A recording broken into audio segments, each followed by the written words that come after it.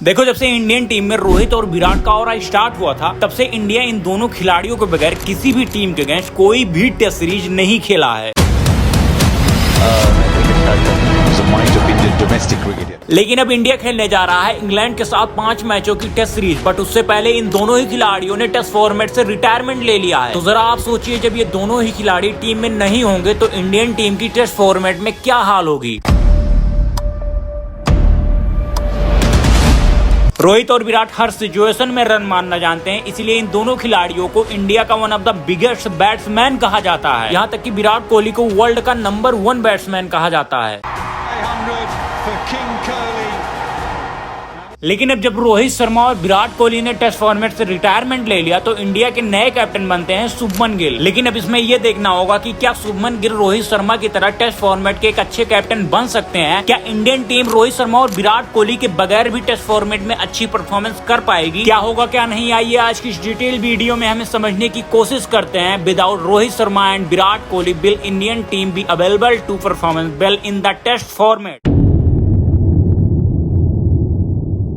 देखो, अगर हम इन दोनों खिलाड़ियों की फॉर्म की बात करें तो रोहित शर्मा और विराट कोहली की फॉर्म टेस्ट फॉर्मेट में बीते 2 सालों में कुछ खास नहीं थी। ये दोनों ही खिलाड़ी 2024 और 25 में बिल्कुल ही फ्लॉप थे। इनके बल्ले से रन ही नहीं आ पा रहे थे। हालांकि तब भी इंडियन टीम ने अपने कुछ बेहतरीन खिलाड़ियों की वजह से बांग्लादेश को टेस्ट सीरीज में हरा दिया था। लेकिन फिर उसके बाद इंडिया का होने वाला था न्यूजीलैंड के साथ 3 मैचों की टेस्ट सीरीज। अब इंडिया 10 सालों से अपने घर पे कोई भी टेस्ट सीरीज नहीं हारी थी, लेकिन जब इंडिया का न्यूजीलैंड के साथ 3 मैचों की टेस्ट सीरीज होती है तो उसमें इंडिया न्यूजीलैंड के खिलाफ क्लीन स्वीप हो जाती है। तीनों के तीनों मैच इंडिया हार जाती है अपने खराब परफॉर्मेंस की वजह से। अब जहां पे इंडिया अपने 2 फॉर्मेट T20 और ODI में काफी अच्छी परफॉर्मेंस कर रही थी, वहीं दूसरी तरफ इनकी फॉर्म टेस्ट में काफी खराब होती जा रही थी। लेकिन फिर भी इंडिया लगभग वही टीम लेकर बॉर्डर गावस्कर ट्रॉफी खेलने आती है ऑस्ट्रेलिया के साथ। अब जहां पे ऑस्ट्रेलिया उस समय पे अपने पीक फॉर्म में था टेस्ट फॉर्मेट में, वहीं दूसरी तरफ इंडिया अपने ही घर पे 3 मैचों की टेस्ट सीरीज हार के आ रही थी न्यूजीलैंड के साथ। तो ऐसे में बात कंफर्म हो चुकी थी कि इंडिया 2024 की बॉर्डर गावस्कर ट्रॉफी ऑस्ट्रेलिया से नहीं जीत पाएगी। बट जब बॉर्डर गावस्कर ट्रॉफी का पहला मैच स्टार्ट होता है तो उसमें इंडिया ऑस्ट्रेलिया को 295 रनों से हराती है। उस मैच में इंडिया पहले बैटिंग करती है, लेकिन पहले इनिंग में ये सिर्फ 150 रन ही बना पाते हैं। लेकिन जब ये दूसरी इनिंग खेलने आते हैं तो 487 रन मार देते हैं, जिसमें विराट कोहली, SSB जायसवाल, KL राहुल काफी जबरदस्त इनिंग खेलते हैं। SSB जायसवाल 161 रन मारते हैं एंड KL राहुल भी 77 रन बना देते हैं। और विराट कोहली अपने टेस्ट फॉर्मेट की लास्ट सेंचुरी भी उस मैच में लगाते हैं। इंडिया ने अपना पहला मैच जीत लिया था ऑस्ट्रेलिया से विदाउट रोहित शर्मा के। बट जब दूसरा मैच स्टार्ट होता है तो दूसरे मैच में रोहित शर्मा भी आ जाते हैं। तो ऐसे में इंडियन क्रिकेट फैंस का कॉन्फिडेंस लेवल काफी हाई हो जाता है, क्योंकि पिछले मैच में विराट कोहली सेंचुरी लगा के आ रहे थे एंड KL राहुल और SSB जायसवाल भी काफी अच्छी परफॉर्मेंस करके आ रहे थे। और दूसरे मैच में रोहित शर्मा भी वापस आ चुके थे। तो ऐसे में काफी हद तक ऐसा ही लग रहा था कि इंडिया इस बार की भी बॉर्डर गावस्कर ट्रॉफी ऑस्ट्रेलिया को हरा देगी। लेकिन पहले मैच के बाद ना तो विराट कोहली चलते हैं और ना ही रोहित शर्मा। इंडिया पहला मैच जीतने के बाद लगातार 3 मैच ऑस्ट्रेलिया से हार जाती है। उस समय पे रोहित शर्मा और विराट कोहली की एवरेज 25 तक आ चुकी थी, जो कि इतने बड़े बैट्समैन के लिए काफी खराब परफॉर्मेंस है। विराट ने 5 मैचों की 10 इनिंग खेलकर सिर्फ 190 रन मारे थे, सिर्फ 23 की एवरेज से। और वहीं दूसरी तरफ रोहित शर्मा 3 मैच खेलकर सिर्फ 31 रन मारते हैं। लेकिन उसमें सोचने वाली बात यह थी कि विराट कोहली 9 इनिंग में से 8 बार ऑफ स्टंप की बॉल पर आउट हो गए थे, जहां एक समय पे दोनों ही खिलाड़ी हर साल 1000 और 1500 से ज्यादा रन मार दिया करते थे टेस्ट फॉर्मेट में। यहाँ तक कि विराट कोहली हर साल 5-5 सेंचुरी मारते थे 65-75 की एवरेज से। लेकिन 2022 से लेकर 2025 तक टेस्ट फॉर्मेट में इन दोनों खिलाड़ियों की परफॉर्मेंस पूरी तरीके से खराब हो चुकी थी। जहां एक तरफ सूर्य कुमार यादव, रोहित शर्मा और विराट कोहली के न होने के बाद भी T20 में अपने कैप्टनसी के अंदर इंडिया को लगातार मैच जिताते जा रहे थे, वहीं दूसरी तरफ रोहित शर्मा ODI में तो अच्छा कर रहे थे, लेकिन टेस्ट फॉर्मेट में लगातार मैच हारते जा रहे थे। बट अभी तक इन दोनों ही खिलाड़ियों ने टेस्ट फॉर्मेट से रिटायरमेंट लेने के बारे में कुछ सोचा ही नहीं था, क्योंकि जब रोहित शर्मा ने बॉर्डर गावस्कर ट्रॉफी के एक मैच में खुद को ड्रॉप किया था तो उसमें रोहित शर्मा ने खुद ही कहा था कि भाई मेरे बारे में कोई कुछ भी बोले, लेकिन अभी मैं टेस्ट फॉर्मेट में लंबे टाइम तक इंडिया के लिए खेलने वाला हूं। बट इन दोनों खिलाड़ियों की फॉर्म लगातार ही खराब चल रही थी और मैनेजमेंट के हिसाब से इन दोनों खिलाड़ियों की टीम में कोई जगह ही नहीं बन रही थी। तो शायद रोहित शर्मा और विराट कोहली को ये सारी चीजें अच्छी नहीं लगी होंगी, इसीलिए रोहित शर्मा ने बीच IPL में ही टेस्ट फॉर्मेट से रिटायरमेंट ले लिया और उसके जस्ट 2-3 दिन बाद ही विराट कोहली भी टेस्ट फॉर्मेट को छोड़ देते हैं। रोहित के रिटायरमेंट के बाद अब इंडिया को चाहिए था टेस्ट फॉर्मेट का एक नया कैप्टन जो होते हैं शुभमन गिल। अब शुभमन गिल टेस्ट फॉर्मेट के कैप्टन तो बन चुके हैं, लेकिन अब देखना ये होगा कि क्या शुभमन गिल रोहित शर्मा और विराट कोहली की लेगेसी को आगे ले जा पाएंगे या फिर इंडिया इनकी कैप्टनसी के अंदर टेस्ट फॉर्मेट में पूरी तरीके से बॉटम में चली जाएगी। देखो शुभमन गिल आईपीएल में अच्छी कैप्टनसी करके आ रहे हैं, लेकिन अभी उन्हें इंटरनेशनल कैप्टनसी का ज्यादा अनुभव नहीं है। देखो किसी भी कैप्टन की अच्छी कैप्टनसी तभी हो पाती है जब उनके टीम के खिलाड़ी अच्छी परफॉर्मेंस कर रहे हो। तो इस सीरीज में इंडिया के 11 के 11 खिलाड़ियों को अच्छी परफॉर्मेंस करनी पड़ेगी, क्योंकि टीम में ना तो विराट कोहली होंगे और ना ही रोहित शर्मा। खैर अगर हम इंग्लैंड के खिलाफ इंडिया की प्लेइंग 11 की बात करें तो इंडिया की प्लेइंग 11 इतनी भी कमजोर नहीं है कि वो इंग्लैंड से एक तरफा मैच हार जाए। अभी भी इंडियन टीम में कुछ ऐसे एक्सपीरियंस वाले खिलाड़ी हैं जो अगर लास्ट तक पिच पर खड़े रहते हैं तो वो मैच का रुख बदल सकते हैं। वैसे भी रोहित शर्मा और विराट कोहली की फॉर्म लास्ट 2 ईयर से कुछ ठीक नहीं चल रही थी, बट फिर भी इंडियन टीम ने अपने कुछ बेहतरीन खिलाड़ियों की वजह से इन 2 सालों में 1-2 टेस्ट सीरीज जीत रखे हैं। तो इंडियन टीम इस वक्त पे इतनी भी कमजोर नहीं हो गई है कि वो इंग्लैंड जैसी टीम से एक तरफा टेस्ट सीरीज हार जाए। खैर अगर हम इंडिया की स्क्वाड की बात करें तो इंडिया की स्क्वाड में ओपनिंग करने के लिए एसएसबी जायसवाल और केएल राहुल आएंगे। ये दोनों खिलाड़ी फिक्स हैं जो कि ओपनिंग करने के लिए आएंगे। वैसे टीम में साई सुदर्शन की भी वापसी हो चुकी है, बट हो सकता है कि साई सुदर्शन को 1-2 मैचों में मौका न दिया जाए, लेकिन ये 2 खिलाड़ी इंडिया की तरफ से ओपन करने के लिए आ सकते हैं, क्योंकि इन दोनों खिलाड़ियों ने बॉर्डर गावस्कर ट्रॉफी के पहले मैच में जब रोहित शर्मा पहले मैच में नहीं थे तब इन्हीं दोनों खिलाड़ियों ने इंडिया की तरफ से ओपन किया था और काफी अच्छी पार्टनरशिप भी बनाई थी। तो ऐसे में काफी ज्यादा चांसेस बन रहे हैं कि केएल राहुल और एसएसबी जायसवाल इस सीरीज में ओपन करने के लिए आ सकते हैं। खैर अगर इन दोनों खिलाड़ियों में से कोई जल्दी आउट हो जाता है तो उसके बाद शुभमन गिल आएंगे और वो पारी को भी संभाल सकते हैं, क्योंकि शुभमन गिल एक कैप्टन के तौर पर आईपीएल में अच्छी बैटिंग भी करके आ रहे हैं और अच्छी कैप्टनसी भी करके आ रहे हैं। तो ऐसे में शुभमन गिल 3 नंबर पर आकर पारी को संभाल सकते हैं। लेकिन अगर इनसे भी थोड़ी बहुत गड़बड़ी हो जाती है तो उसके बाद हमेशा की तरह 4 नंबर पर ऋषभ पंत आएंगे। ऋषभ पंत टेस्ट फॉर्मेट के एक जबरदस्त खिलाड़ी हैं और उन्होंने काफी सारे मैचों में ये प्रूव भी किया है। इनके पास टेस्ट फॉर्मेट में अच्छी बैटिंग करने की स्किल भी है। ये भले ही आईपीएल में फ्लॉप होके आ रहे हैं, लेकिन टेस्ट फॉर्मेट और आईपीएल की सिचुएशन अलग अलग होती है। इनकी टेस्ट फॉर्मेट की एवरेज 42 की है। इनका ये एवरेज ये साफ साफ दिखाता है कि ये टेस्ट फॉर्मेट के कितने बड़े बैट्समैन हैं। तो अगर कहीं से भी इंडियन टीम प्रेशर में आ गई तो ये खिलाड़ी इंडिया को प्रेशर से निकाल सकता है और मैच को भी जिता सकता है। खैर इनके बाद 5 नंबर पे करुण नायर आ सकते हैं। करुण नायर भी काफी तगड़े बैट्समैन है। अभी वो आईपीएल में काफी अच्छी परफॉर्मेंस करके आ रहे हैं और हाल ही में इंग्लैंड के खिलाफ सेंचुरी लगा के भी आ रहे हैं। तो ऐसे में करुण नायर 5 नंबर पर बेस्ट होंगे, क्योंकि इनके पास टेस्ट फॉर्मेट में बैटिंग करने का एक्सपीरियंस भी है। बट इन सभी खिलाड़ियों के बाद हो सकता है कि 6 नंबर पर वशिंगटन सुंदर आ जाए और 7 नंबर पर रविंद्र जडेजा। ये दोनों खिलाड़ी ऑलराउंडर में आते हैं और ये दोनों खिलाड़ी अच्छी बैटिंग भी करना जानते हैं। तो ये सारे खिलाड़ी इंडिया की तरफ से एक अच्छे बैट्समैन साबित हो सकते हैं इंग्लैंड के खिलाफ। बाकी बॉलिंग में तो जसप्रीत बुमराह, मोहम्मद सिराज, प्रसिद्ध कृष्णा, कुलदीप यादव जैसे बॉलर होंगे जो अपनी बॉलिंग से इंग्लैंड के बैट्समैनों को पूरी तरीके से ढेर कर सकते हैं। तो इंडिया टीम रोहित और विराट के बगैर भी ये वाली सीरीज इंग्लैंड से जीत सकती है। बाकी आप लोगों में से कौन कौन रोहित शर्मा और विराट कोहली को इस टेस्ट सीरीज में मिस करने वाला है, कमेंट में बता के जरूर जाना। खैर अब इस वीडियो को मैं यहीं पे करना चाहूंगा एंड वीडियो अच्छी लगी उसे लाइक कर देना एंड चैनल को भी सब्सक्राइब कर लेना। मिलते हैं किसी नए वीडियो और किसी नए टॉपिक के साथ, तब तक के लिए गुड बाय, टेक केयर।